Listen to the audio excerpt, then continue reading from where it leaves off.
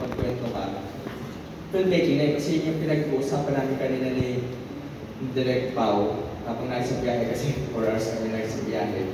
So nag-uusap ko sa mga ganun. So somehow yun nga, makakonsider na din na filmmaking yung mga ganung bagay ngayon na hindi mo sinasabing filmmaker, pero yung content na ginagawa nila, hanggang nakakapagkwento ka, naggumagawa ka ng storytelling. So, di lang mo siya masabing film, pero yung basic of filmmaking, yun na din yun.